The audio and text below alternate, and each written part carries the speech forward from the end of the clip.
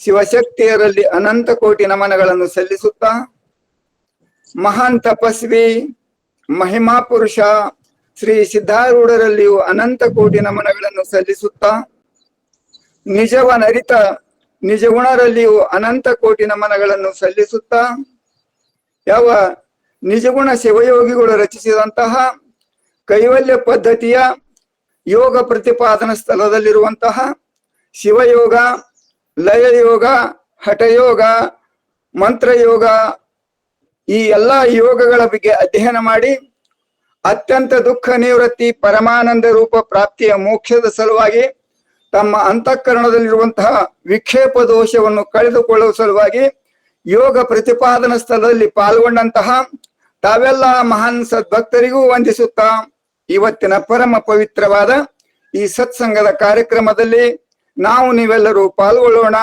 ಶಿವ ಸ್ವರೂಪಿಗಳೇ, ಶ್ರೀ ಗುರು ವಚನೋಪದೇಶವನಾಲಿಸಿ, ಶ್ರೀ ಗುರು ವಚನೋಪದೇಶವನಾಲಿಸಿ, ದಾಗಳಹುದು ನರರಿಗೆ ಮುಕುತಿ. ದುರಿತ ಕರ್ಮವನು ಅಲ್ಲದಿರು, ದುರಿತ ಕರ್ಮವನು ಅಲ್ಲದಿರು, ಪುಣ್ಯವನೇ ಮಾಡು, ಪುಣ್ಯವನೇ ಮಾಡು. ಹರನ ಅಡಿಬಿಡಿ ಶಾಂತರೊಡನಾಡು, ಕರುಣವಿರಲಿ ಜೀವರೋಳು ನೀತಿ ವಿಧನಾಗು. ಪೊರೆ ಪೊರ್ದಿದರನೆಂದು ಬೆಸೆಸುವ ಶ್ರೀ ಗುರು, ಶ್ರೀ ಗುರು. ಭವಮಾಲೆಗಲಸು, ಭವಮಾಲೆಗಲಸು, ಖುಷಿಯದಿರೆಡರು ಬಂದು ಕವಿಯಲ್ ಅಂಜದಿರು ಸಂಪದದೊಳು. ತವೆ ಮದ ಅಳಿದಿರು, ತವೆ ಮದ ಅಳಿದಿರು, ತತ್ವ ಸಂತತಿಯನು ವಿವರಿಸಿ ನೋಡೆಂದು ತಿಳಪುವ ಶ್ರೀ ಗುರು. ಬಳಸದಿರು ಅದ್ವೈತವನು, ಬಳಸದಿರು ಅದ್ವೈತವನು, ಬಾಹ್ಯದಲ್ಲಿ ನಿನ್ನೊಳಗೆ ಕೋ ಭಾವನೆಯೊಡಗೂಡು, ನಿನ್ನೊಳಗೆ ಕೋ ಭಾವನೆಯೊಡಗೂಡು. ತಿಳಿದು ಸಮಯ ನಿಷ್ಠೆಗಲಿ, ತಿಳಿದು ಸಮಯ ನಿಷ್ಠೆಗಲಿ, ವೇದ ವಿಧ ಭಕ್ತಿಗಳನ್ನು ಅಗಲದಿರೆಂದು ಸರುವ ಶ್ರೀ ಗುರು, ಶ್ರೀ ಗುರು. ಆರು ನಾನೆಂದು ವಿಚಾರಿಸು, ಆರು ನಾನು ಎಂದು ವಿಚಾರಿಸು, ವಿಷಮ ಸಂಸಾರವಿದನು ಕನಸೆಂದು ಅರಿ, ವಿಷಮ ಸಂಸಾರವಿದನು ಕನಸೆಂದು ಅರಿ.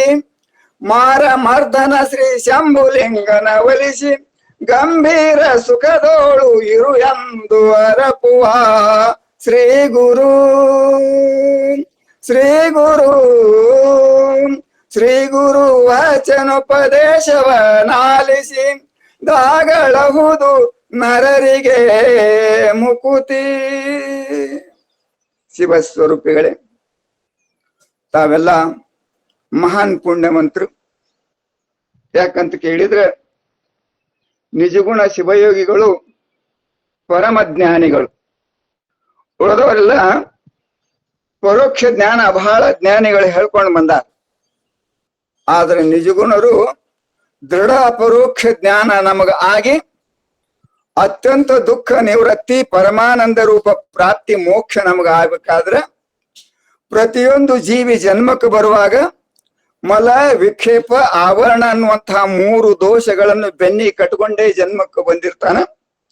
ಆ ದೋಷಗಳು ನಮ್ಮಲ್ಲಿರುವುದರಿಂದ ನಾವು ಪರಮಾತ್ಮನ ಸ್ವರೂಪರೇ ಇದ್ದರೂ ಸಹಿತ ಆ ದೋಷಗಳ ಮುಖಾಂತರವಾಗಿ ನಾನು ಜೀವಾತ್ಮ ಅದೀನೋ, ನಾನು ಹುಟ್ಟತೀನೋ ಸಾಯ್ತೀನೋ ಅಂತ ಹಿಂಗೆಲ್ಲ ಜೀವ ಭಾವ ಬಂದದಲ್ಲ, ಆ ಜೀವ ಭಾವ ಹೋಗಿ ಕೊನೆಗೆ ನಾವು ಶಿವಭಾವ ನಮ್ಮಲ್ಲಿ ಬರಬೇಕಾದ್ರೆ ಇವು 3 ದೋಷಗಳನ್ನು ಕಳ್ಕೋಬೇಕು. ಇನ್ನ ಇವಕ್ಕ ಮಲದೋಷ, ವಿಕ್ಷೇಪ ದೋಷ, ಆವರಣ ದೋಷ ಅಂತ ಶಾಸ್ತ್ರದಾಗ ನಿಜಗುಂಡ ಹೇಳ್ಕೊಂಡು ಬಂದ್ರು. ಇನ್ನ ಮತ್ತೊಂದ್ ಕಡೆ ಇವೇ ದೋಷಕ್ಕೆ ಏನ್ ಹೇಳ್ತಾರ, ಆಣವ ಮಲ, ಮಾಯಾಮಲ, ಕಾರ್ಮಿಕ ಮಲ ಅಂತ. ಅಂದ್ರ ಒಟ್ಟಿನ ಮ್ಯಾಲ ಈ ಹೆಸರು ಬೇರೆ ಬೇರೆ ಇಟ್ರು ಸಹಿತ ತಾತ್ಪರ್ಯ ಎಲ್ಲ ಒಂದೇ. ಅದು ಇವು ಮೂರು ದೋಷಗಳು ಇರುವುದರಿಂದ ನಮಗ ಸ್ವರೂಪದ ಜ್ಞಾನಕ್ಕ ಪ್ರತಿಬಂಧನ ಆಗ್ಲಿಕ್ಕತ್ತದ. ಅದಕ್ಕೆ ಇವು ಮೂರು ದೋಷಗಳನ್ನು ಕಳ್ಕೊಂಡೇವಂದ್ರ ನಮ್ಮ ಸ್ವರೂಪ ನಮಗೆ ಯಥಾರ್ಥವಾಗಿ ತಿಳಿತದ. ಕನ್ನಡಿ ಮೇಲೆ ಧೂಸ ಬಹಳ ಬಿದ್ದುದ್ರಿಂದ ನಮ್ಮ ಮುಖ ಆ ಕನ್ನಡಿ ಒಳಗ ಕಾಣಿಸಲಾಗ್ಯದ. ಯಾವಾಗ ಆ ಕನ್ನಡಿ ಮೇಲಿನ ಧೂಸ ಎಲ್ಲ ವರ್ಷಿ ನಮ್ಮ ಮುಖ ನೋಡ್ಕೊಂಡೇವಂದ್ರೆ ಹ್ಯಾಂಗ ಸ್ಫುಟವಾಗಿ ನಮ್ಮ ಮುಖ ತೋರ್ತದಲ್ಲ, ಹ್ಯಾಗ ಕನ್ನಡಿ ಮೇಲೆ ಅದು ಧೂಸ ಕೂತದಲ್ಲ, ಹಂಗ ನಮ್ಮ ಅಂತಃಕರಣಕ್ಕ ಮಲ ವಿಕ್ಷೇಪ ಆವರಣ ಅನ್ನುವಂತಹ ಮೂರು ದೋಷಗಳದಾವ. ಇವು ಮೂರು ದೋಷಗಳು ಎದರಿಂದ ಬಂದಾವ ಅಂತ ಕೇಳಿದ್ರೆ ಆಣವ ಮಲ, ಮಾಯಾಮಲ, ಕಾರ್ಮಿಕ ಮಲ ಅಂತ ಬರ್ತದೆ. ಅಂದ್ರೆ ಆಣವ ಮಲ ಅಂದ್ರ ತಂದೆಯಿಂದ ಬಂದಂತಹ ದೋಷ, ಮಾಯಾಮಲ ಅಂದ್ರ ತಾಯಿಯಿಂದ ಬಂದಂತಹ ದೋಷ, ಕಾರ್ಮಿಕ ಮಲ ಅಂದ್ರ ಈ ಜನ್ಮಕ್ಕೆ ಬರುವಕ್ಕಿಂತಲೂ ಮೊದಲು ಹಿಂದೆ ಎಷ್ಟೋ ಜನ್ಮ ತಾಳಿದೆವು, ಆ ಜನ್ಮದಾಗನು ಅಥವಾ ನಮ್ಮ ಜ್ಞಾನದಕ್ಕಿಂತಲೂ ಮೊದಲು ಏನ ಕರ್ಮಾದಿಗಳ ಮಾಡಿರ್ತವಲ್ಲ ಇಂಥವಕ್ಕ ಕಾರ್ಮಿಕ ಮಲ ಅಂತ. ಇವು ಹೆಂಗ್ರಿ ಮತ್ತೆ ತಂದೆ ಅಂತಿಲಿ ದೋಷ, ತಾಯಿ ಅಂತಿಲಿ ದೋಷ, ಇವೆಲ್ಲ ಆಣವ ಮಲ, ಮಾಯಾಮಲ, ಕಾರ್ಮಿಕ ಮಲ ಒಂದ್ ಕಡೆ ಹೇಳ್ಕತ್ರು. ನಿಜಗುಂಡ್ರಿ ಅನ್ನೋದಲ್ಲ, ಇವು ಚಿತ್ತದ ಚಂಚಲತೊಳಗೆ ಇವ್ರು ನಮ್ಮನ್ನ ಹೇಳ್ಕತ್ರು. ಹಿಂಗೆಲ್ಲ ನಮಗ್ ಸಂಶಯ ಆಯ್ತು. ಇಲ್ಲಿ ಮೊದಲ ಆಣವ ಮಲ, ಮಾಯಾಮಲ, ಕಾರ್ಮಿಕ ಮಲ ಅದಕ್ಕೆ ಹೇಳ್ತಾರ ಮೂರು ಮಲಗಳ ತೊಳೆದು ಮೂರು ಸಂಗಮದೊಳು ಮಿಂದಿ ಹೇಳ್ಬೇಕಂತೇಳಿ ಹಠಯೋಗಿ ಹೇಳಕತ್ತಾರ ಮುಂದಕ್ಕೆ ಬರುವ ವಿಷಯಕ್ಕೆ. ಇಲ್ಲಿ ಆಣವ ಮಲ ಅಂದ್ರೆ ತಂದೆಯಿಂದ ಬಂದಂತಹ ದೋಷ, ಮಾಯಾಮಲ ಅಂದ್ರೆ ತಾಯಿಯಿಂದ ಬಂದಂತಹ ದೋಷ, ಕಾರ್ಮಿಕ ಮಲ ಅಂದ್ರೆ ತಾನು ಹಿಂದಿನ ಜನ್ಮದಲ್ಲಿ ಆಗಲಿ ಈ ಜನ್ಮದೊಳಗೆ ಮೊದಲು ಮಾಡಿದಂತಹ ಕರ್ಮಕ್ಕೆಲ್ಲ ಕಾರ್ಮಿಕ ಮಲ ಅಂತ. ಈಗ ನೋಡ್ರಿ, ಒಂದು ಗಿಡ ಸರಿಯಾಗಿ ಫಲ ಕೊಡ್ಬೇಕಾದ್ರೆ ಬೀಜನು ಒಳ್ಳೇದಿರ್ಬೇಕು. ಆ ಬೀಜದೊಳಗ ಯಾವದಾದ್ರೂ ದೋಷ ಇತ್ತಂದ್ರೆ ಅದು ಫಲ ಕೊಡಂಗಿಲ್ಲ. ಇನ್ನ ಇದಕ್ಕ ಆಣವ ಮಲ ಅಂತ. ಇನ್ನ ಮಾಯಾಮಲ ಅಂತಂದ್ರೆ ಭೂಮಿ, ಕಾರ್ಮಿಕ ಮಲ ಅಂದ್ರೆ ನಾವು ಮಾಡುವಂತಹ ಕರ್ಮಗಳು. ಈಗ ಬೀಜನು ಒಳ್ಳೆಯದಿತ್ತು, ಭೂಮಿನೂ ಫಲವತ್ತತೆ ಇತ್ತು, ಮತ್ತು ಅದಕ್ಕೆ ನಾವು ಮಾಡುವಂತಹ ಕರ್ಮಗಳ ಸರಿಯಾದ ಗೊಬ್ಬರ ಅದೆಲ್ಲ ನೀರ ಹಾಕೋತ್ ಹೋದೆವು ಅಂದ್ರೆ ಅವಾಗ ಮಾತ್ರ ಅದು ಒಂದು ಸರಿಯಾದ ಫಲವನ್ನು ಕೊಡ್ತದೆ. ಇಲ್ಲಿ ಆಣವ ಮಲ, ಮಾಯಾಮಲ, ಕಾರ್ಮಿಕ ಮಲ ಇವು ಏನ್ ಮಾಡ್ತಾವಂದ್ರ, ನಮ್ಮ ತಂದೆ ಒಳ್ಳೆಯ ಸಂಸ್ಕಾರವಂತರಿದ್ರು, ಅವರು ಸತ್ಕರ್ಮಗಳನ್ನು ಮಾಡ್ಕೋತ ಬಂದಿದ್ರು ಅಂದ್ರ ಆ ಗುಣ ನಮ್ಮಲ್ಲಿ ಬಂದಿರ್ತದೆ. ಮತ್ತ ಅವರಲ್ಲಿ ಏನಾದ್ರು ದೋಷ ಇತ್ತಂದ್ರ ನಾವು ಜನ್ಮಕ್ಕೆ ಬರ್ಬೇಕಾದ್ರ ತಂದೆನೂ ಕಾರಣ ಇರ್ತಾನ, ತಾಯಿನೂ ಕಾರಣ ಇರ್ತಾಳ, ನಾವು ಹಿಂದೆ ಮಾಡಿದಂತಹ ಕರ್ಮಗಳು ಸಂಬಂಧ ಇರ್ತವ. ಇವು ಮೂರು ಸರಿಯಾಗಿ ಇದ್ದು ಅಂದ್ರ ನಮಗ ಜ್ಞಾನ ಆಗ್ತದ. ಇವು ಮೂರದೊಳಗೆ ದೋಷ ಇತ್ತಂದ್ರ ಇವಕ್ ಮಲ, ವಿಕ್ಷೇಪ, ಆವರಣ ಅಂತ ಹೆಸರು ಇಟ್ಕೊಂಡ್. ಅದಕ್ಕೆ ಇವು ದೋಷಗಳ ಕಳ್ಕೊಳ್ಳಾರ್ದೆ ನಿಮಗೆ ಜ್ಞಾನ ಆಗುದ್ರಪ್ಪ ತಿಳ್ಕೊಂಡು ನಿಜಗುಂಡ್ರು ಏನ್ ಹೇಳಿದ್ರು, ಮೊಟ್ಟ ಮೊದಲಿಗೆ ನೀವು ಶಿವನ ಕೃಪೆಯನ್ನು ಪಡೀರಿ, ಸತ್ಕರ್ಮಗಳನ್ನು ಮಾಡ್ರಿ, ನೀತಿಯಿಂದ ನಡೀರಿ ಅಂತ ಶಿವಕಾರುಣ್ಯ, ಜೀವ ಸಂಬೋಧನ, ನೀತಿ ಕ್ರಿಯಾಚಾರ್ಯತನ ನಮ್ಮಲ್ಲಿರುವಂತಹ ಮಲದೋಷ ಕಳಿಲಿಕ್ಕೆ ಏನು ಅದರ ಎಲ್ಲ ಉಪಾಯಗಳನ್ನು ಹೇಳ್ಕೊಂಡ ಬಂದ. ಇನ್ನ ವಿಕ್ಷೇಪ ದೋಷ ಎರಡನೇದು. ಆ ವಿಕ್ಷೇಪ ದೋಷ ಅಂದ್ರೆ ಚಿತ್ತದ ಚಂಚಲತೆ. ಅದು ಎದರಿಂದ ಹೋಗ್ತದಂದ್ರೆ ಅದು ಯೋಗ ಬಿಟ್ಟು ಮತ್ತೊಂದು ಏನಾರೆ ಮಾಡಿದ್ರೆ ಅದು ಹೋಗುದಿಲ್ಲ. ಯಾಕೆ ಯೋಗ ಮಾಡ್ಲಾರ್ದನೆ ಆ ಚಿತ್ತದ ಚಂಚಲತೆ ಹೋಗುದ್ರಂದ್ರೆ ನಮ್ಮ ಮನಸ್ಸ ವಾಯು ತತ್ವದಿಂದ ನಿರ್ಮಾಣ ಆಗ್ಯದ. ಆ ಯಾವ ತತ್ವದಿಂದ ನಿರ್ಮಾಣ ಆಗ್ಯದ ಆ ತತ್ವದ ಮೊರೆ ಹೊಕ್ಕಾಗ ಮಾತ್ರ ನಮ್ಮ ಚಿತ್ತದ ಚಂಚಲತೆ ಹೋಗ್ತಾ ತಿಳ್ಕೊಂಡು ಇಲ್ಲಿ ನಿಜಗೊಂಡ್ರು 5 ಯೋಗಗಳನ್ನ ಹೇಳ್ಯಾರ. ಮೊದಲನೇದು ಮಂತ್ರ ಯೋಗ ಹೇಳ್ಕೊಂಡ್ ಬಂದಾರ. ಲಯೋಗ ಇಲ್ಲಿ ತನ ಮಹಾತ್ಮರು ಬಹಳ ಚಂದ ವರ್ಣನ ಮಾಡಿದ್ರು ಎಲ್ಲರಿಗೂ ತಿಳಿಯುವಂತೆ. ಮತ್ತ ಅದ್ರೊಳಗ ಯೋಗ ಮಾಡೋ ಹೊತ್ನಾಗ ಸಕಾಮ ಯೋಗ, ನಿಷ್ಕಾಮ ಯೋಗದ ಬಗ್ಗೆನೂ ಬಹಳ ಒಳ್ಳೆಯ ರೀತಿಯಿಂದ ಹೇಳಿದ್ರು. ಸಕಾಮದಿಂದ ಯೋಗಗಳು ಮಾಡೋದ್ರಿಂದ ಸಿದ್ಧಿ ಪ್ರಾಪ್ತಿ ಆಗ್ತಾವ.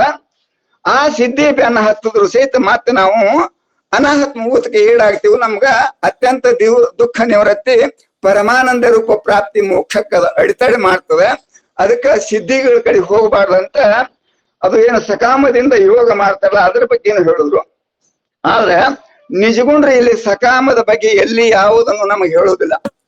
ಇಲ್ಲಿ ನಿಜವಾದ ಯೋಗ ಇವು ಪಂಚ ಯೋಗಗಳನ್ನು ಯಾಕೆ ಹೇಳಕತ್ತಾರಂದ್ರ ಇವೆಲ್ಲ ನಿಷ್ಕಾಮದಿಂದನೇ ಮಾಡ್ಬೇಕು. ನಿಷ್ಕಾಮದಿಂದ ಮಾಡಿದಾಗ ಮಾತ್ರ ನಮಗ ಪರಮ ಸತ್ಯದ ಸಾಕ್ಷಾತ್ಕಾರ ಆಗ್ತದೆ. ಇರ್ಲಿ, ಒಂದ್ ಸ್ವಲ್ಪ ಹಿಂದೆ ವಿಷಯನ ಮಹಾತ್ಮರು ತಗೊಂಡ್ರೆ ಅವ್ರ ವಿಷಯಕ್ಕೆ ಅನುಗುಣವಾಗಿನೇ ಹೋಗು. ಇನ್ನು ಸಕಾಮ ಯೋಗ, ನಿಷ್ಕಾಮ ಯೋಗ. ಸಕಾಮದಿಂದ ಯೋಗ ಮಾಡಿದ್ರೆ ನಿನ್ನನ್ನು ಕೇಳಿರಿ ಅಣಿಮ, ಮಹಿಮ, ಗರಿಮ, ಲಘಿಮ, ಪ್ರಕಾಮ, ವಶಿತ್ವ, ಹಿಂಗ 8 ಪ್ರಕಾರದ ಸಿದ್ಧಿಗಳು ಪ್ರಾಪ್ತಿ ಆಗ್ತವೆ. ಆದ್ರ ಅದ್ರ ಕಡೆ ಹೋಗಬೇಡ್ರಿ ಅಂತ ನಿಜಗೊಂಡ್ರು ಮೊದಲೇ ಸ್ಪಷ್ಟವಾಗಿ ಹೇಳ್ಯಾರ. ಇನ್ನು ಸಕಾಮ ಯೋಗ ಒಂದು ಸಾಧಿಸುವ ಸ್ಥಿತಿ, ನಿಷ್ಕಾಮ ಯೋಗ ಸಾಧಿಸುವ ಸ್ಥಿತಿ ಹೆಂಗಿರ್ತದ ಅನ್ನೋದು ಒಂದು ದೃಷ್ಟಾಂತ ಹೇಳ್ಕೊಂಡು ಮುಂದೆ ವಿಷಯಕ್ಕೆ ಹೋಗೋಣ. ಸಕಾಮ ಯೋಗ ಅಂದ್ರೆ ಸಿದ್ಧಿ ಸಾಧನೆಗಾಗಿ ಮಾಡಿದಂತಹ ಯೋಗ. ಚಾಂಗದೇವ ಅಂತ ಒಬ್ಬ ಸಕಾಮದಿಂದ ಯೋಗ ಸಾಧನೆಯನ್ನು ಮಾಡಿ 8 ಸಿದ್ಧಿಗಳನ್ನು ಅವ ಪಡ್ಕೊಂಡಿದ್ರಿ. ಅವಕ್ಕೆ ಅಷ್ಟಮಹಾ ಸಿದ್ಧಿಗಳಂತ. ಆ ಅಷ್ಟಮಹಾ ಸಿದ್ಧಿಗಳ ಬಲದಿಂದ ಅವನಿಗೆ ಎಂಥ ಶಕ್ತಿ ಬಂದಿತ್ತಂದ್ರ ಯಮನಿಗೆ ಸಹಿತ ಅವ ವಂದಿಸ್ತಿದ್ರಿ. ಅಂದ್ರ ನಮ್ದು 100 ವರ್ಷದ ಆಯುಷ್ಯ ಮುಗಿತು ಅಂದ್ರ ಯಮ ತನ್ನ ಪಾಶ ಹಾಕಿ ಏನು ಈ ದೇಹವನ್ನು ಬಿಡುಗಡೆ ಮಾಡಿಸಿದ್ದಲ್ಲ ಅಂತ ಅವತ್ನ ಯಮ ಬಂದು ಇವನಿಗೆ ಪಾಶಿ ಹಾಕಿದಕ್ರ ಅವ ಏನ್ ಮಾಡ್ತಿದ್ರಿ, ಯೋಗದ ಬಲದಿಂದ ಪ್ರಾಣವನ್ನು ಒಯ್ದು ಸಹಸ್ರಾರ ಚಕ್ರದೊಳಗೆ ನಿಂತಿಸಿ ಬಿಡ್ತಿದ್ದ. ಅವಾಗ ಅಲ್ಲಿ ಸಹಸ್ರಾರ ಚಕ್ರದೊಳಗೆ ಪ್ರಾಣ ಇದ್ದಕ್ರ ಯಾವನಿಗೂ ತೋಡ್ ಹೋಗ್ಲಿಕ್ಕೆ ಆಗುದಿಲ್ಲ. ಅವ ಯಮ ಬಂದಕ್ರ ಹಿಂಗ ವಂಚನೆ ಮಾಡಿ ಯಮ ಹೋಗನ ಮತ್ತ ತಂತ ತೆಳಗಂತಾನೆ ವ್ಯವಹಾರ ಮಾಡ್ತಿದ್ದ. ಹಿಂಗೆ ಯಮನಿಗೆ ಎಷ್ಟು ಸಲ ಮೋಸ ಮಾಡಿದ್ದಂದ್ರ 14 ಸಲ ರೀ. ಯಮನಿಗೆ ಮೋಸ ಮಾಡಿ ಸಿದ್ಧಿಯ ಬಲದಿಂದ 1400 ವರ್ಷ ಬದುಕಿದ್ದನ್ರಿ ಅವ. ಮತ್ತೀಗ ಆಗತ್ ಮಹಾತ್ಮರು ಹೇಳಿದ್ರಲ್ಲ, ಎಲ್ಲ ನಿಜವಾಗಿ ಜ್ಞಾನ ಹೇಳ್ತಂದ್ರ ಅವ್ರ ಕಡೆ ಯಾವ ಗುರುಗಳು ಬರುದಿಲ್ಲ, ಸಿದ್ಧಿ ಹೇಳ್ತಂದ್ರ ಅವ್ರ ಕಡೆ ಎಷ್ಟು ಬೇಕಾದಷ್ಟು ಮಂದಿ ಪಾಳೆ ಹತ್ತಂದು. ಹಂಗ ಅವನ ಕಡೆ ಪಾಳೆ ಹತ್ತಿ ಬಿಡ್ತ್ರಿ. ಯಾಕ 1400 ವರ್ಷ ಬದುಕದವ. ಅಷ್ಟೇ ಅಲ್ದೆ 8 ಸಿದ್ಧಿಗಳು ಪ್ರಾಪ್ತಿ ಮಾಡ್ಕೊಂಡವ. ಮತ್ತ ಅವನ್ ಏನ್ ಕಮ್ರಿ ಅಂದ್ರೆ ಅವನ ಅಹಂಕಾರ, ಭಯಂಕರ ಅಹಂಕಾರ ಸೇರಿತ್ತು. ಅವ ಎಷ್ಟು ಮಠಗಳನ್ನ ಕಟ್ಟಿದ್ದಂದ್ರ 400 ಮಠಗಳನ್ನ ಕಟ್ಟಿದ್ದೀನಿ. ಆ 400 ಮಠಗಳು ಕಟ್ಟಿದ್ರೆ ಒಂದೊಂದು ಮಠಕ್ಕೆ 1000 ಶಿಶು ಮಕ್ಕಳು ಅಂದ್ರೆ ಅವ್ನ ಶಿಶು ಮಕ್ಕಳು ಎಷ್ಟು ಇರಬೇಕು. ಅವನಿಗೆ ಭಯಂಕರ ಅಹಂಕಾರ ಬಂದಿತ್ರಿ. ನನ್ನಂತವ್ರೇ ಯಾರು ಇಲ್ಲ, ನನ್ನಂತಹ ಮಠಾಧೀಶರೇ ಯಾರು ಇಲ್ಲ, ನಾನು 400 ಮಠ ಅದಾವ, ಎಲ್ಲಾ ಸಿದ್ಧಿ ಸಾಹಸಿ ಅಂತಂದು ಭಯಂಕರ ಯೋಗದ ಅಹಂಕಾರ ಬಂದಿತ್ರಿ. ಇದಕ್ಕೆ ತಪೋಮದ ಅಂತ. ಆ ತಪೋಮದ ಬಂದದ್ದು ಸೂಕ್ಷ್ಮವಾಗಿ ಜ್ಞಾನೇಶ್ವರ ಮಹಾರಾಜರಿಗೆ ಗುರ್ತಾಯ್ತ್ರಿ. ಜ್ಞಾನೇಶ್ವರ ಮಹಾರಾಜರು ಅವರು ಯೋಗ ಸಾಧನೆ ಮಾಡಿದ್ರು. ಎದಕ್ ಮಾಡಿದ್ರಂದ್ರ ಸಿದ್ಧಾರೂಢ್ರಿ ಹ್ಯಾಂಗ ಜ್ಞಾನದ ಸಾಧನೆಗಾಗಿ ಅಜ್ಞಾನಿಗಳನ್ನು ಜ್ಞಾನಕ್ಕೆ ತಗೊಂಡು ಹೋಗೋ ಸಲುವಾಗಿ ಸಿದ್ಧಿಗಳನ್ನು ಬಳಸ್ತಿದ್ರು. ಅವರು ತಾವು ಬಹಳ ಶ್ರೇಷ್ಠ ಅನ್ಸ್ಕೋಬೇಕಂತ ಎಲ್ಲಿ ಸಿದ್ಧಿಗಳನ್ನು ಬಳಸ್ತಿದ್ರು. ಹಂಗ ಜ್ಞಾನೇಶ್ವರ ಮಹಾರಾಜರು ಜ್ಞಾನದ ಸಲುವಾಗಿ ಯೋಗ ಸಾಧನೆಯನ್ನು ಮಾಡಿ ಪರಮ ಸತ್ಯದ ಸಾಕ್ಷಾತ್ಕಾರ ಮಾಡ್ಕೊಂಡಿದ್ರು. ಕೇವಲ 14 ವರ್ಷದವರಿದ್ದಾಕ್ರ ನೋಡ್ರಿ. ಸಿದ್ಧಿಗಾಗಿ ತಪಸ್ಸು ಮಾಡಿ ಅವ 1400 ವರ್ಷ ಬದುಕದವ. ಇವರು ಕೇವಲ 14 ವರ್ಷದೊಳಗೆ ಜ್ಞಾನ ಪಡ್ಕೊಂಡ್ರಿ ಇವ್ರು. ಅದಕ್ಕೆ ಹೇಳಿದ್ರು ನಹಿ ಜ್ಞಾನೇನ ಸದೃಶಂ ಪವಿತ್ರಮೇಹ ವಿದ್ಯತೆ ಅಂತ. ಅಧ್ಯಾತ್ಮ ಜ್ಞಾನದಕ್ಕಿಂತಲೂ ಪವಿತ್ರವಾದಂತಹದ್ದು ಮತ್ತು ಶ್ರೇಷ್ಠವಾದಂತಹ ವಿದ್ಯೆ ಯಾವುದು ಇಲ್ಲ ಜಗತ್ತಿನೊಳಗಂತ ಶ್ರೀಕೃಷ್ಣ ಪರಮಾತ್ಮ ಸಾರಿದಂತಹ ಭಗವದ್ಗೀತೆಯ ಮೇಲೇನೆ ಅವರು ವ್ಯಾಖ್ಯಾನ ಮಾಡಿ ಜ್ಞಾನೇಶ್ವರಿ ಅನ್ನುವಂತಹ ಒಂದು ಗ್ರಂಥ ರಚನಾ ಮಾಡಿ ಎಲ್ಲರೂ ಸಹಜವಾಗಿ ಜೀವನ್ಮುಕ್ತ ಸ್ಥಿತಿಗೆ ಹೋಗುವಂತಹ ಒಂದು ಗ್ರಂಥವನ್ನು ರಚನಾ ಮಾಡಿದಂತ ಜ್ಞಾನೇಶ್ವರ ಮಹಾರಾಜರು 14 ವರ್ಷದೊಳಗ ಪರಮ ಸತ್ಯದ ಸಾಕ್ಷಾತ್ಕಾರ ಮಾಡ್ಕೊಂಡು ಜೀವನ್ಮುಕ್ತ ಸ್ಥಿತಿ ಒಳಗ ಅವ್ರು ಇರ್ತಿದ್ರಿ. ಮುಂದ ಒಂದು ದಿವಸ ಅದು ಸತ್ಯನೇ ಮಿಥ್ಯೆನೆ ಜ್ಞಾನೇಶ್ವರ ಮಹಾರಾಜರ ಕಡೆ ಬಂದು ಜ್ಞಾನೋಪದೇಶವನ್ನು ಪಡ್ಕೊಂಡು ಜನ ಸಹಜವಾಗಿ ಮುಕ್ತ ಸ್ಥಿತಿಗೆ ಹೋಗ್ಬಿಟ್ರಿ. ಜೀವಾತ್ಮನೆ ಪರಮಾತ್ಮ ಅದಾನಂತ ಸಹಜವಾಗಿ ತಿಳಿಸಿ ಹೇಳ್ತಿದ್ರು. ಅವಾಗ ಈ ಸುದ್ದಿ ಎಲ್ಲಿ ಹೋಯ್ತ್ರಿ? ಸಾಂಗದೇವನ ಕಡೆ ಹೋಯ್ತು. ನನ್ನ ಕಡೆ ಮೊದಲ ಮಂದಿ ಎಷ್ಟು ಬರ್ತಿದ್ರು, ಎಲ್ಲಾರು ಬಿಟ್ರಲ್ಲಪ್ಪ. ಮತ್ತೆ ಆ ಮಂದಿ ಎಲ್ಲಿ ಹೊಂಟದ ಅಂತ ತನ್ನ ಶಿಶು ಮಕ್ಕಳಿಗೆ ವಿಚಾರ ಮಾಡಿದ್ರಿ. ಅವಾಗ ಹೇಳಿದ್ರು, ಏನ್ರಿ ಸಾಂಗದೇವ, ನೀವು 1400 ವರ್ಷ ಬದುಕಿರಿ, ಅಲ್ಲೊಬ್ಬ ಬರೇ 14 ವರ್ಷದವನ ಜ್ಞಾನ ಒಂದೇ ಸಾಕೋ ಮುಕ್ತಿಗೆ ಅಂತ ನಿಜವಾದ ಜ್ಞಾನದ ಕಡೆ ಅವ ಮುಖ ಮಾಡ್ಯಾನ. ಮತ್ ಈಗ ಎಲ್ಲಾ ಜನರು ಅವನ ಕಡೆ ಹೊಂಟಾರ. ಅವಾಗಂದ ನಾ ಇಷ್ಟೆಲ್ಲಾ ಸಿದ್ಧಿ ಪಡ್ಕೊಂಡು ಇಷ್ಟೆಲ್ಲಾ ಮಠಗಳನ್ನ ಕಟ್ಟಿದೇನು, ನನಗಿಂತಲೂ ಅವ ಶ್ರೇಷ್ಠ ಅದಾನೇನು? ಹೌದ್ರಿ, ನಿಮ್ಗಿಂತಲೂ ಅವ ಶ್ರೇಷ್ಠ ಅದಾನ. ಮತ್ತ ಅವನ ಹ್ಯಾಂಗ ಅದಾನ ನಾ ಹ್ಯಾಂಗ್ ಕಂಡಿದ್ದೆ, ನೀವು ಹೋಗ್ಬೇಕು ಅವನ ಕಡೆ ಅಂದ್ರು. ಅವಾಗ ಇವ ಆತನ ನಾ 1400 ವರ್ಷ ಬದುಕದವ, 8 ಸಿದ್ಧಿಗಳು ನನ್ನ ಹಂತಿಲಿ ಅದಾವ, ನಾನಾಗಿನೇ ಅವನ ಕಡೆ ಹ್ಯಾಂಗ ಹೋಗ್ಲಿ? ನಾನಾಗಿನೇ ಅವನ ಕಡೆ ಹೋದಂದ್ರ ನಂಗೆ ಸಣ್ಣ ಸ್ತನ ಬರ್ತದ. ಅದಕ್ಕ ನಾನಾಗಿನೇ ಅವನ ಕಡೆ ಹೋಗೋದು ಬೇಡ. ಅವನ ಮರ್ಮರ ಏನದ ತಿಳ್ಕೊಬೇಕಂತೇಳಿ ಸಾಂಗದೇವ ಏನ್ ಮಾಡಿದ್ರಿ, ಮಂತ್ರ ಶಕ್ತಿಯಿಂದ ಒಬ್ಬ ಶಿಷ್ಯನನ್ನು ನಿರ್ಮಾಣ ಮಾಡಿ ಒಂದು ಕಾಗದ ತಗೊಂಡನ್ರಿ. ಕಾಗದ ತಗೊಂಡು ಏನ್ ಹೇಳ್ದ, ಇದು ಒಯ್ದು ಜ್ಞಾನೇಶ್ವರ ಮಹಾರಾಜರ ಕೈಯಾಗ ಕೊಡು ಅಂತ ಹೇಳ್ಕತಾನ್ರಿ. ಆದ್ರೆ ಹೆಂಗ್ ಮಾಡ್ಯಾನಂದ್ರ, ಕಾಗದಾರೆ ತಗೊಂಡನ, ಕಾಗದ ತಗೊಂಡು ಅದಕ್ಕೆ ಬರಿಬೇಕಲ್ಲ, ಅದಕ್ಕೆ ಪತ್ರ ಬರಿಬೇಕಲ್ಲ ಜ್ಞಾನೇಶ್ವರ ಮಹಾರಾಜರಿಗೆ. ಜ್ಞಾನೇಶ್ವರ ಮಹಾರಾಜರಿಗೆ ಪತ್ರ ಬರಿಬೇಕಂತಂದ ಕೈಯಾಗ ಪೆನ್ನ ಕಾಗದ ತಗೊಂಡನ, ಅಲ್ಲಿ ತೀರ್ಥ ರೂಪರಿಗೆ ಅಥವಾ ಸದ್ಗುರುಗಳಿಗೆ ಅಂತ ಹೇಳಿದ್ರ ಬರ್ದ್ರ, ನಾ ಸಣ್ಣ ಮಾತೇನು ಅವ ದೊಡ್ಡ ಮಾತನ, ಮತ್ ನಾ 1400 ವರ್ಷ ಬದುಕಿನಲ್ಲ, ನಾ ಹೆಂಗ ಅವನ್ಕಿಂತ ಸಣ್ಣ ಆಗ್ಲಿಕ್ಕೆ ಬರ್ತದ. ಇನ್ನು ಮತ್ತೊಮ್ಮೆ ವಿಚಾರ ಮಾಡ್ದ, ಮತ್ತ ನಾನೇ ಸಣ್ಣವ ಅಂತ ಬರೀಲಿಲ್ಲ, ಅವನಿಗೆ ದೊಡ್ಡವ ಅಂತ ಬರೀಲಿಲ್ಲ ಅಂದ್ರ, ನಾ ಹೋಗಿ ಅಕಸ್ಮಾತ್ ನನ್ನ ಸಿದ್ಧಿಕ್ಕಿಂತಲೂ ಅವ್ನ ಧ್ಯಾನ ಹೆಚ್ಚಿಗೆ ಆಯ್ತಂದ್ರ ಅವನಿಂದ ಉಪದೇಶ ಪಡ್ಕೊಂಡು ಮುಕ್ತ ಆಗ್ಬೇಕಾಗ್ತದ.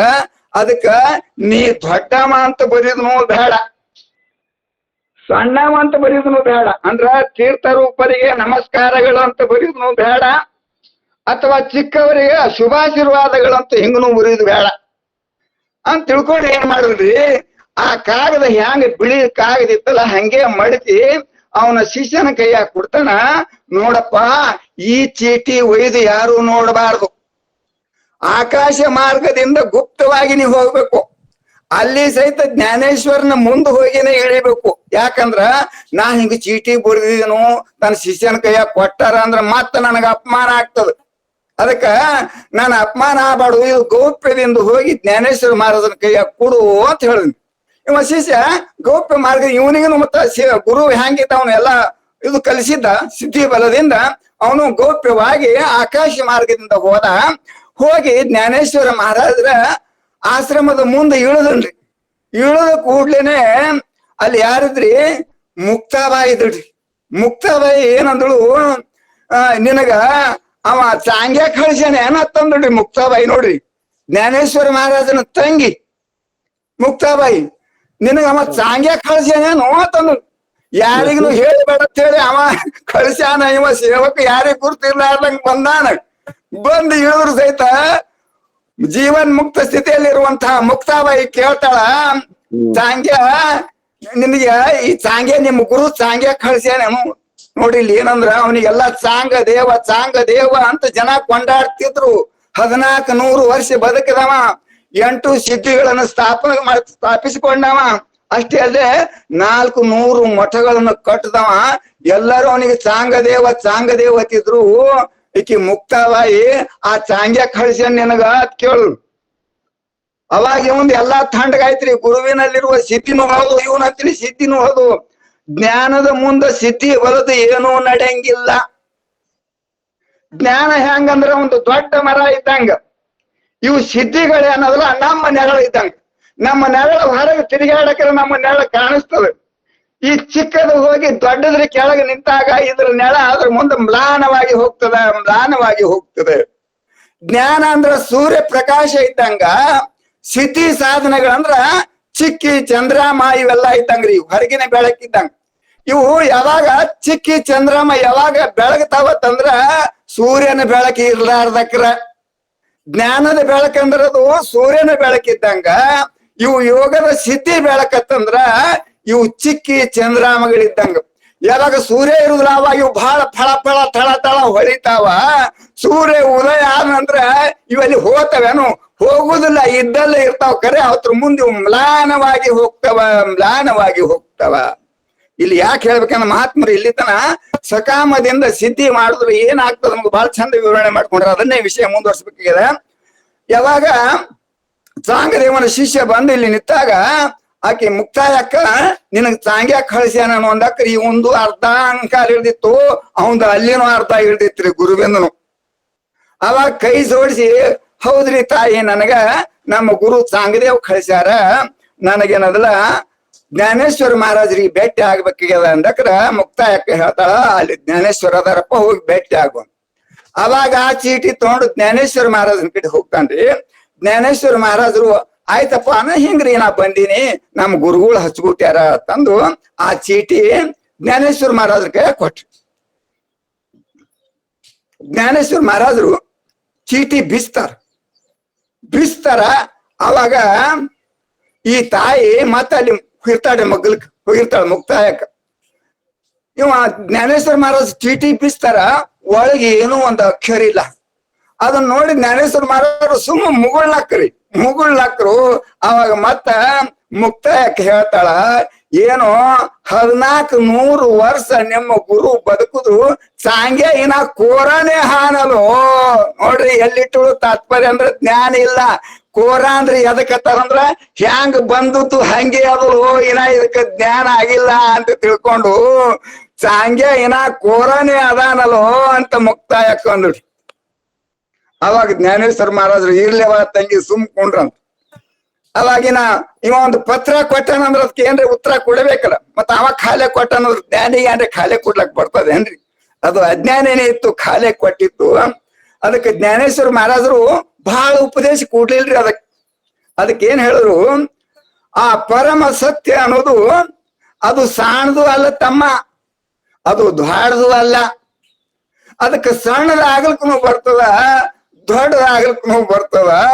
ಅದಕ್ಕ ಸಣ್ಣದಮ್ಮ ಅನ್ನಬಾರ್ದು. ಅವನಲ್ಲಿ ಏನ್ ಬಂದಿತ್ರಿ, ನಾ ಅವ್ರಿಗೆ ಗುರು ಅಂದ್ರ ಅವ್ರು ನನ್ಕಿಂತ ದೊಡ್ಡವರಾಗ್ತಾರ, ನಾ ಶಿಷ್ಯ ಸಣ್ಣ ಮಾತಿನ ಸಣ್ಣದು ದೊಡ್ಡದು ಭಾವ ಬಂದಿತ್ತು. ಜ್ಞಾನೇಶ್ವರ ಮಹಾರಾಜರಿಗೆ ತಿಳಿದಿತ್ತು. ಅದಕ್ಕೆ ಹೇಳಿದ್ರು, ಆ ಪರಮ ಸತ್ಯ ಅದು ಅದಕ್ಕೆ ಸಾಣದನು ಅಲ್ಲಕ್ ಬರುದಿಲ್ಲ, ದ್ವಾರದನು ಅಲ್ಲಕ್ ಬರುದಿಲ್ಲ. ಅದಕ್ಕೆ ಅಣುವಿನೊಳಗನು ಇರ್ಲಿಕ್ ಬರ್ತದ, ರೇಣುವಿನೊಳಗನು ಇರ್ಲಿಕ್ ಬರ್ತದ.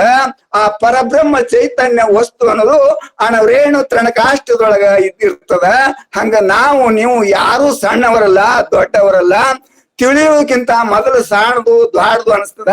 ಪರಮ ಸತ್ಯದ ಸಾಕ್ಷಾತ್ಕಾರ ಆದ ಬಳಿಕ ಅಲ್ಲಿ ಸಾಣದು ಇಲ್ಲ, ದ್ವಾರದು ಇಲ್ಲ ಅಂತ ಸೂಕ್ಷ್ಮವಾಗಿ 2 ವಾಕ್ಯದೊಳಗ ತತ್ವಜ್ಞಾನವನ್ನು ಅದ್ರೊಳಗೆ ಬರೆದು ಆ ಚೀಟಿ ಅವನ ಶಿಷ್ಯನಿಗೆ ಕೊಟ್ಟ. ಅವ ಶಿಷ್ಯ ತಗೊಂಡು ಹೋದ ಸಾಂಗದೇವನ ಕಡೆ ಹೋದ. ಯಾವಾಗ ಸಾಂಗದೇವ ಆ ಚೀಟಿ ಬಿಚ್ಚಿ ಅವು 2 ವಾಕ್ಯಗಳನ್ನು ಓದನಲ್ಲ, ಅವು ಮಹಾವಾಕ್ಯದಂಗಿದ್ದು. ಅದಕ್ಕೆ ಹೇಳ್ತಾರೆ ಸಿದ್ಧಾರೂಢರು, ನರವಾರಕ್ಕೆ ನೀ ವರಪಂಚಾಕ್ಷರಿ ಮಂತ್ರವ ಬೋಧಿಸಿದೆ, ಉತ್ತಮರಿಗೆ ನಿಜ ತತ್ವಮಸಿ ಮಹಾವಾಕ್ಯವ ಬೋಧಿಸಿದೆ. ಅದ್ರ ಎಂತಹ ವಾಕ್ಯ ಬರ್ದಿದ್ರಂದ್ರ ತತ್ವಮಸಿ ಮಹಾವಾಕ್ಯದಂಗ ಸಣ್ಣವನೇ ದೊಡ್ಡವಾಗ್ತಾನ, ದೊಡ್ಡವನೇ ಸಣ್ಣವಾಗ್ತಾನ ಅನ್ನುವಂತ ಬೋಧ ರೂಪ ಅವನಿಗೆ ಹೊಳೆದು ಅವಾಗ ಅವನಲ್ಲಿರುವಂತ ಅಜ್ಞಾನ ಎಲ್ಲ ಹೋಗಿ, ಇನ್ನ ಈ ಸಿದ್ಧಿ ಬಲದೊಳಗೆ ಬಿದ್ದಂದ್ರ ನಾ ಈ ಜನ್ಮ ಸಾರ್ಥಕ ಆಗುದಿಲ್ಲ.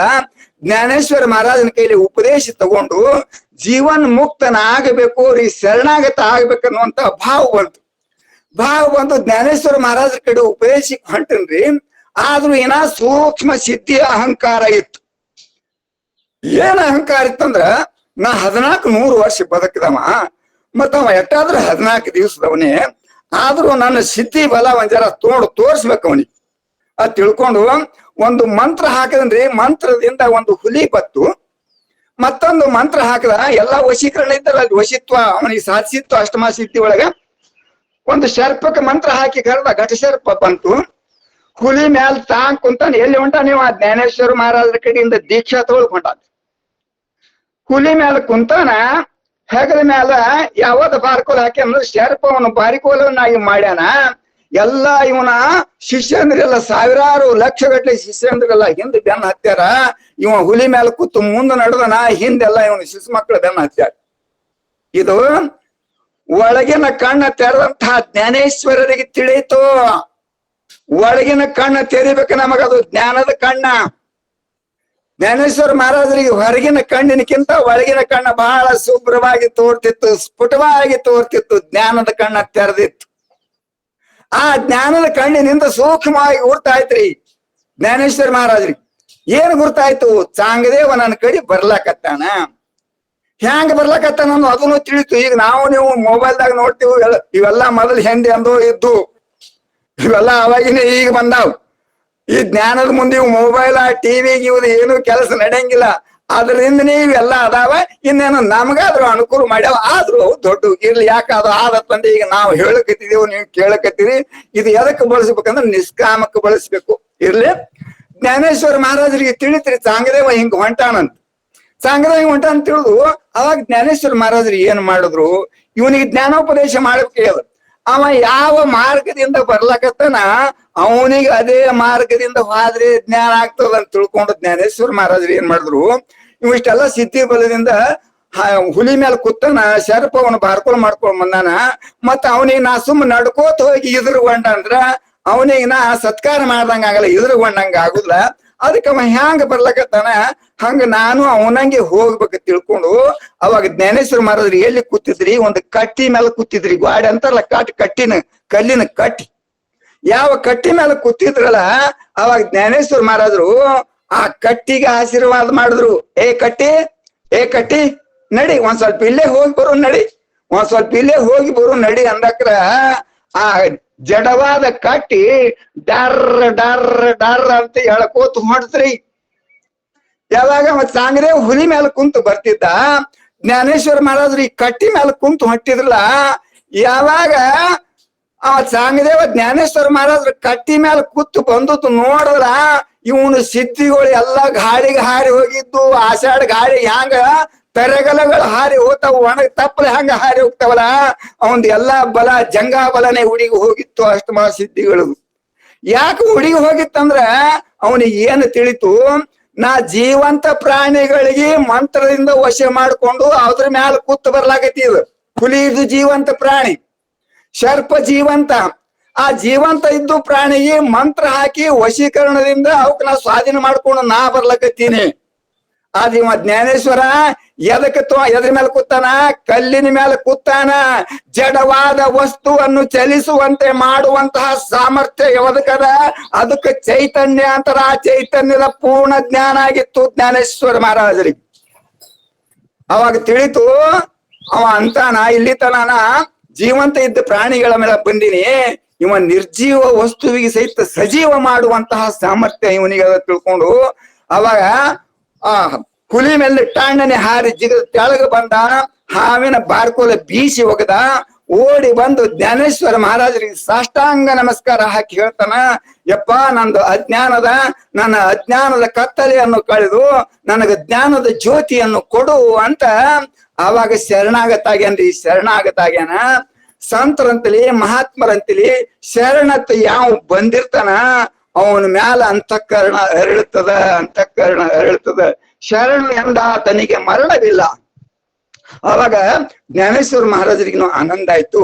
ಯಾಕ ಈ ಸಿದ್ಧಿ ಬಲಕ್ಕಾಗಿ ಜನ ಎಲ್ಲ ಮೋಸ ಹೊಂಟದ, ಇವನಿಗೂ ಜ್ಞಾನ ಮಾಡಿ ಕೊಟ್ರೆ ಈ ಸಿದ್ಧಿ ಬಲದಿಂದ ಏನನ್ನೋದು ಗುರ್ತಾತ ತಿಳ್ಕೊಂಡು, ಆಯ್ತಪ್ಪ ನಿನಗ ಜ್ಞಾನ ಮಾಡಿ ಕೊಡ್ತ, ಕೇಳಿದಾಗಲೇ ಹೇಳಬಾರದು ಪರಬ್ರಹ್ಮ ವಿದ್ಯೆ. ಅವ್ರಿಗೆ ಅಲ್ಲೇ ಜ್ಞಾನೇಶ್ವರ ಮಹಾರಾಜರಿಗೆ ಜ್ಞಾನ ಹೇಳಕ್ ಬರ್ತಿತ್ತಿಲ್ರಿ, ಆದ್ರೂ ಪರೀಕ್ಷೆ ಮಾಡ್ಬೇಕಾಗ್ತದ. ಗುರುವಿನನ್ನು ಶಿಷ್ಯ ಪರೀಕ್ಷೆ ಮಾಡಬೇಕು, ಶಿಷ್ಯನನ್ನು ಗುರು ಪರೀಕ್ಷೆ ಮಾಡ್ಬೇಕು. ಅವಾಗ ಅದು ಜ್ಞಾನ ಕೊಳ್ಳಕ್ ಬರ್ತದ. ಸುಮ್ಮನೆ ಎಲ್ಲಾರು ಕೂಡ್ಯಾರ ನಮಗೂ ಅವ್ರ ಶಿಶು ಮಕ್ಕಳು ಇವ್ರ ಶಿಶು ಮಕ್ಕಳು ಅನ್ಕೋತ ಹೋದೇವತ್ತಂದಿಲ್ಲ. ಗುರುವಿನನ್ನು ಶಿಷ್ಯ ಪರೀಕ್ಷೆ ಮಾಡ್ಬೇಕು, ಶಿಷ್ಯನನ್ನು ಗುರು ಪರೀಕ್ಷೆ ಮಾಡ್ಬೇಕು. ಅವಾಗ ಅವರು ಇಬ್ರು ಇವನು ಜ್ಞಾನ ಕೊಡ್ಲಿಕ್ಕೆ ಇವ ಅಧಿಕಾರಿ ಆಗ್ತಾನ, ಜ್ಞಾನ ತೊಳಕ ಅವ ಅಧಿಕಾರಿ ಇದ್ರೆ ಅಲ್ಲಿ ಜ್ಞಾನೋಪದೇಶ ಮಾಡ್ಲಕ್ ಬರ್ತದೆ. ಅವಾಗ ಏನ್ ಮಾಡಿದ್ರಿ ಜ್ಞಾನೇಶ್ವರ ಮಹಾರಾಜರು ಅವನಿಗೆ ಮನೆಗ್ ಕರ್ಕೊಂಡ್ ಬಂದು ಕೆಲವೊಂದು ದಿವಸ ತಮ್ಮ ಮನೆಯೊಳಗೆ ಇಟ್ಕೊಂಡು ಜ್ಞಾನೋಪದೇಶ ಮಾಡ್ರಿ. ಜ್ಞಾನೋಪದೇಶ ಮಾಡಿದ್ರು ಸೀತ ಅವನಿಗಿನ ಪರೋಕ್ಷ ಜ್ಞಾನ ಆಗಿತ್ತು, ದೃಢ ಪರೋಕ್ಷ ಜ್ಞಾನ ಆಗಿತ್ತು. ಆದ್ರೆ ಪರೋಕ್ಷ ಜ್ಞಾನ ಆದ್ರೂ ಕೂಡಲೇ ಬಹಳ ಮಂದಿ ನಮಗೆಲ್ಲ ತಿಳಿದದ ಅಂತಂದು ಅಹಂಕಾರ ಬರ್ತದ್ರಿ. ತಿಳಿದದ ನಮಗೆಲ್ಲ ತಿಳಿದದ ಅಂತ ನಮಗ ಅನಿಸ್ತಂದ್ರೆ ಇನ್ನ ತಿಳ್ಕೊಳ್ಳೋದು ಬಹಳ ಅದತ್ತು ತಿಳ್ಕೊಬೇಕು. ತಿಳಿದದ ನಮಗ್ ಎಲ್ಲ ಅಂತ ನಮ್ಮಲ್ಲಿ ಭಾವ ಬತ್ತಂದ್ರ ಇನ್ನ ನಾವು ತಿಳ್ಕೊಳ್ಳೋದು ಬಹಳ ಅದಂತ ತಿಳ್ಕೊಬೇಕು. ಇವನಿಗೆ ಪರೋಕ್ಷ ಜ್ಞಾನ ಆಯ್ತು. ಪರೋಕ್ಷ ಜ್ಞಾನ ಅಂದ್ರೆ ಗುರುಗಳು ಹೇಳ್ತಾರಲ್ಲ, ಅಣುರೇಣು ತೃಣಕಾಷ್ಟಗ ಪರಮಾತ್ಮ ಅದನ, ನಿನ್ನ ಜೀವಾತ್ಮನೇ ಪರಮಾತ್ಮ ಅದನ, ನಿನ್ನ ಅರಿವೇ ಗುರು ಅದ ಹಿಂಗ ಹೇಳೋದ್ ಕೂಡಲೇ ಏನತ್ತಲ್ಲ ಅದ್ರಾಗ ಸೂಕ್ಷ್ಮತೆಗಳಿಗೆ ತಿಳಿದಂಗ ಆತದ. ಆದ್ರೂ ಇದು ಅಲ್ಲ. ಅದಕ್ಕೆ ಹೇಳ್ತಾರ ಬರೀ ಇದಕ್ ವಿವೇಕ ಆತಾರ. ಬರೀ ಒಂದು ವಿವೇಕ ಇದ್ರೂ ಜ್ಞಾನ ಆಗುದಿಲ್ಲ. ವಿವೇಕ, ವೈರಾಗ್ಯ, ಶಮದಮಾದಿ ಷಟ್ ಸಂಪತ್ತಿ, ಮುಮುಕ್ಷತ್ವ ಇವು ನಾಲ್ಕು ಪೂರ್ತಿ ಇದ್ದಕ್ರೆ ಅವನಿಗೆ ಪೂರ್ಣ ಜ್ಞಾನ ಆಗ್ತದ. ಅರ್ಧ ಮಟ್ಟಿತ್ತು ಅಂದ್ರೆ ಪೂರ್ಣ ಜ್ಞಾನ ಆಗ್ತದೆ. ಇಲ್ಲಿ ಅವನಿಗೆ ಪರೋಕ್ಷ ಜ್ಞಾನ ಆಯ್ತು. ಪರೋಕ್ಷ ಜ್ಞಾನ ಆದ ಕೂಡಲೇ ಅವನಿಗೆ ಬಹಳ ಆನಂದ ಆಯ್ತು. ಇಲ್ಲಿ ತನ ನಾ ಜೀವಾತ್ಮ ತಿಳ್ಕೊಂಡಿದ್ದಪ್ಪ, ನಾ ಪರಮಾತ್ಮನ ಸ್ವರೂಪನಿದ್ದೇನೆ ಅಂತಂದು ಸಹಜ ತುಸು ಜುಳುಕು ಹೊಳಿತದ್ರ. ಪೂರ್ಣ ಜ್ಞಾನ ಆಗಿಲ್ಲ. ಅವಾಗ ಆಯ್ತ್ರಿ ನನ್ಗೆ ಅಪ್ಪಣೆ ಕೊಟ್ಟಿ ನಾ ಹೋಗಿ ಬರ್ತೀನಿ ಅಂತಂದ. ಆಯ್ತಪ್ಪ ಹೋಗಿ ಬಾ ಅಂತ. ಅವಾಗ ಮುಕ್ತಾಯಕನು ಇವನ ಅಜ್ಞಾನ ಕಳೆದಿರಲ್ರಿ, ಮೊದಲೇ ಗೊತ್ತಾಗಿತ್ತಲ್ಲ ಈಕೆ ಅಂತೇಳಿ ಅಂತ ಜ್ಞಾನ. ಯಪ್ಪ ನಾನು ಮುಕ್ತಾಯಕ್ ನೋಡಿರ ದರ್ಶನ ತಗೋತೀನ್ರಿ, ಮುಕ್ತಾಯಕ್ಕೆ ಭೇಟಿ ಆಗ ಹೋಗು, ಮನ್ಯಾಗ ಹೋಗು, ನಿಮ್ಮವ್ರಿಗೆ ನೀ ಭೇಟಿ ಆಗ್ಬೇಕಾದ್ರ, ನಿಮ್ಮ ಅಕ್ಕಂಗೆ ನೀ ಭೇಟಿ ಆಗ್ಬೇಕಾದ್ರ ಮತ್ತೆ ಯಾರಿಗೆ ಕೇಳ್ತೇನು, ಹೋಗು ಮನ್ಯಾಗ ಅದಾಳ ಆಕಿ ಭೇಟಿಯಾಗಿ ದರ್ಶನ ಮಾಡ್ಕೊಂಡು ಹೋಗಂದ್ರು ಜ್ಞಾನೇಶ್ವರ ಮಾರಿದ್ರು. ಜ್ಞಾನೇಶ್ವರ ಮಾರಿದ್ರು ಹಿಂಗನ ಒಳಗಿನ ಮನಿಗ್ ಹೋದ್ರಿ. ಒಳಗಿನ ಮನಿಗ್ ಹೋಗುದ್ರಾಗ ಮುಕ್ತಾಯಕ್ಕ ಹೆಂಗಿದ್ದ ಅಂದ್ರ ನಗ್ನವಾಗಿ ಸ್ನಾನ ಮಾಡ್ತಿದ್ರು. ಈಗ ನಿಮ್ಗಪ್ಲೆ ಜಳಕದ ರೂಮ್ ಒಂದ್ ಬೇರೆ, ಊಟದ ರೂಮ್ ಒಂದ್ ಬೇರೆ, ಮಲ್ಕೊಳ್ಳೋ ಒಂದ್ ಬೇರೆ, ಹಿಂಗೆಲ್ಲಿ ಆಗಿನ ಕಾಲದಾಗ ಇತ್ತೇನ್ರಿ. ಸುಮ್ಮ ಜರ ಉದ್ದಕ್ ಮನಿ ಅದ್ರಾಗೆ ಎಲ್ಲಾ ಇದ್ದಂಗಿರ್ತಿತ್ತು. ಆ ತಾಯಿ ಏನ್ ಮಾಡಿಡ್ರಿ ಜಳಕ ಮಾಡ್ತಿದ್ರು. ಇವ ಹೋದ ಕೂಡ್ಲೇನೆ ಮುಕ್ತಾಯಕ್ಕ ಜಳಕ ಮಾಡ್ಲಿಕತ್ತಾಳ, ನಗ್ನ ಸ್ಥಿತಿ ಒಳಗ ಅದಾಳ ಸಾಂಗದೇವ ನೋಡ್ದವನೇ ಗಪ್ನಿ ಮೋತಿ ತಿರುವುದ. ಅವಾಗ ನೋಡ್ರಿ ಮುಕ್ತಾಯಕ್ಕ ಏನತ್ತಳ, ಏ ಚಾಂಗ್ಯ ನೋಡ್ರಿ ಮತ್, ಏ ಚಾಂಗ್ಯ ಹೊಳ್ಯಾಕ್ ಹೊಂಟು, ಯಾಕ ನೀ ಜಳಕ ಮಾಡ್ಲಕತ್ತಿದಿ ಅದಕ್ಕೆ ನಾ ಹೊಂಟ. ಅಲಾ ಹುಚ್ಚ ಅಂದಳಿ, ನಾ ಜಳಕ ಮಾಡ್ಲಿಕತ್ತಿ ನೀ ಯಾಕ ಅಸಹ್ಯ ಪಟ್ಟು ಬಂದ, ನಾ ಜಳಕ ಮಾಡ್ಲಿಕತ್ತಿನಂದು ನೀ ಯಾಕೆ ಅಸಹ್ಯ ಪಟ್ಕೊಂಡಿದಿ, ಜಳಕ ಮಾಡ್ಲಿಕತ್ರಿ ಏನಾಯ್ತು. ಅಲ್ಲಿ ಅಕ್ಕ ಹೆಣ್ಮಕ್ಳು ನಗ್ನ ಸ್ಥಿತಿ ಒಳಗೆ ಇದ್ದಾಕ ನೋಡ್ಬಾರ್ದು ಅಂತ ಹೇಳ್ತಾರ. ಅದು ಅಜ್ಞಾನಿಗಳಿಗಪ್ಪ, ಅದು ಅಜ್ಞಾನಿಗಳಿಗೆ. ನಾನು ಹೆಣ್ಣ, ನಾನು ಗಂಡ, ನಾ ಬಡವ, ನಾ ಶ್ರೀಮಂತ, ಬಹಳ ನಾ ರೂಪ, ನಾ ಚೆಲುವ, ಇಂಥವ್ರು ಏನಾದ್ರು ಅವ್ರಿಗಪ್ಪ. ಜ್ಞಾನದ ದೃಷ್ಟಿ ಒಳಗೆ ಹಂಗೆ ಏನೂ ಇಲ್ಲ. ಹೊಳ್ಳೆ ಹಾಕಿ ಹೊಂಟಿ ಈ ಲೆಕ್ಕ ನನಗೆ ಒಂದ್ ಸ್ವಲ್ಪ ಇದು ಅನಿಸ್ತು. ಅಲ್ಲ ನನ್ನ ಮರ್ಮಾಂಗ ನೀನು ದೃಷ್ಟಿ ಬೀಳ್ತಾವತ್ತಂದು ಹಿಂಗ ನೀ ತಿಳ್ಕೊಂಡಿಲ್ಲ, ಅದಕ್ಕ ನೀ ಅದ್ಯಾಕ ಮರ್ಮಾಂಗತೆ ಯಾಕೆ ತಿಳ್ಕೊಂಡು ಅದಕ್ಕೊಂದು ಗಾರ್ಡನ್ ಮಾಡತ್ತ ತಿಳಿಬೇಕು ಅಂದಳಕಿ. ಇದು ಜ್ಞಾನದ ದೃಷ್ಟಿ, ಇದು ನಿಜವಾದ ದೃಷ್ಟಿ. ಅವಾಗ ಮತ್ತ ನಾ ನಿಸಂಗದಿನತ್ತಂದು ನೀ ಅಸಹ್ಯ ಪಡ್ಲಕೈತಿಯಲ್ಲ, ಮತ್ತ ನಿಸಂಗ ಎಷ್ಟು ಪ್ರಾಣಿಗಳಿಲ್ಲ, ಆಕಳು ನಿಸಂಗವಲ್ಲ, ಅದಕ್ಕೆ ನೋಡಿ ಅಂದ್ರೆ ನೀ ಅಸಹ್ಯ ಪಟ್ಟಿದೇನು. ನನಗೂ ಒಂದು ಆಕಳ ಸಮಾನ ಪವಿತ್ರವಾದ ಗೋಮಾತೆ ಅಂತ ತಿಳಿಬೇಕನೆ. ಇಷ್ಟೆಲ್ಲಾ ಹೇಳ್ದಕ್ರ ಅವನಿಗೆ ಅವಾಗ ಏನದಲ್ರಿ, ಇದು ಬರೇ ಬಾಯಿಲೆ ಹೇಳಿದ್ರ ವೈರಾಗ್ಯ ಅಲ್ಲ, ನಿಜವಾದ ವೈರಾಗ್ಯ ನಿಧಿ ನಮ್ಮ ಅಕ್ಕ ಅದಾಳ ಅಂತ ತಿಳ್ಕೊಂಡು ಅಕ್ಕಗೆ ಸಾಷ್ಟಾಂಗ ನಮಸ್ಕಾರ ಹಾಕ್ದ. ಅಲ್ಲಿ ಅವನಿಗೆ ವೈರಾಗ್ಯ ಪ್ರಾಪ್ತಿ ಆಯ್ತು. ಇದು ಏನದಲ್ಲ, ಇದು ಅವ ಎದ್ರ ಸಲುವಾಗಿ ಯೋಗ ಸಾಸಿದ್ದ, ಸಿದ್ಧಿಯ ಬಲದಿಂದ ಸಾಸಿದ್ರೆ ಹಿಂಗ ಆಗ್ತದ. ಜ್ಞಾನೇಶ್ವರ ಮಹಾರಾಜರು ಎದಕ್ಕೆ ಯೋಗ ಸಾಧಿಸಿದ್ರು, ಜ್ಞಾನಕ್ಕಾಗಿ.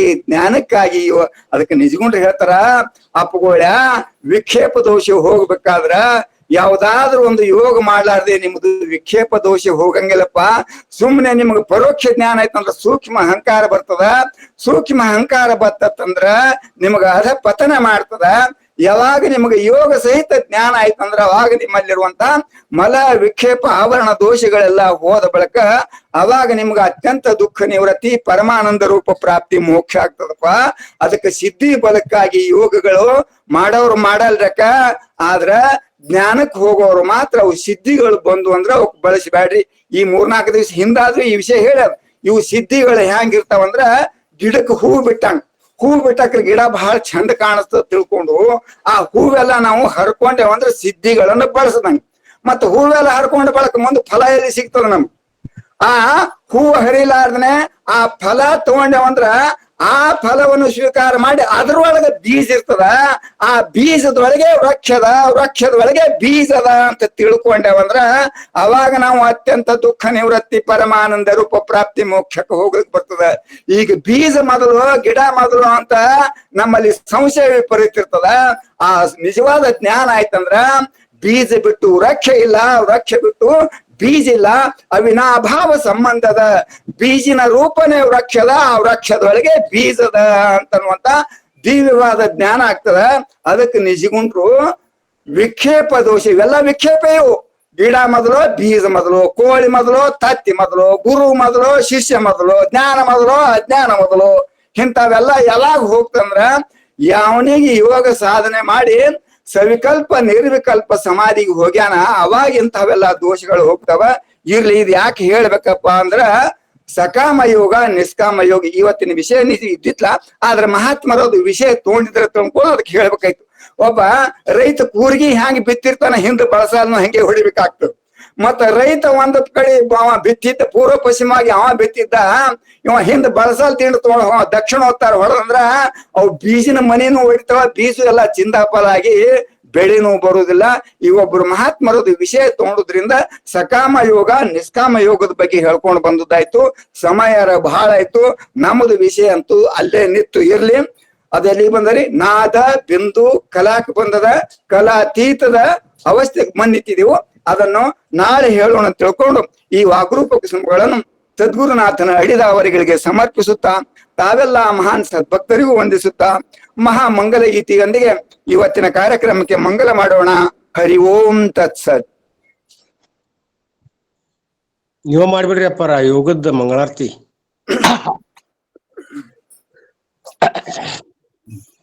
ಆಯ್ತ್ರಪ್ಪ.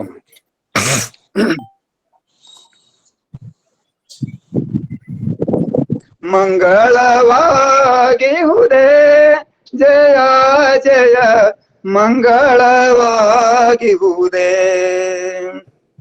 ಮಂಗಳವಾಗಿಹುದೇ ಜಯ ಜಯ ಮಂಗಳವಾಗಿಹುದೇ.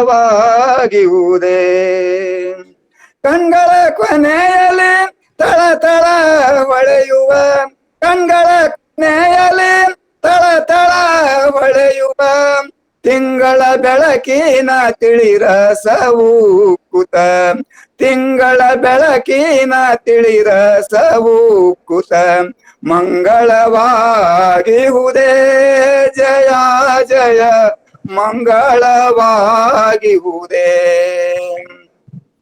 ಆರು ಚಕ್ರಕ್ಕೆ ಮೀರಿ ಸೂಕ್ಷ್ಮ ದ್ವಾರದೊಳಗೆ ಸೇರಿ, ಆರು ಚಕ್ರಕ್ಕೆ ಮೀರಿ ಸೂಕ್ಷ್ಮ ದ್ವಾರದೊಳಗೆ ಸೇರಿ ಏರಿಸಾಸಿರದಾಳ ಪದ್ಮಸಿಂಹಾಸನ, ಏರಿಸಾಸಿರದಾಳ ಪದ್ಮಸಿಂಹಾಸನ ಭೂರಿ ಬ್ರಹ್ಮಾನಂದ ಪದವಿಯ ಸೇರಲು, ಭೂರಿ ಬ್ರಹ್ಮಾನಂದ ಪದವಿಯ ಸೇರಲು ಮಂಗಳವಾಗಿಹುದೇ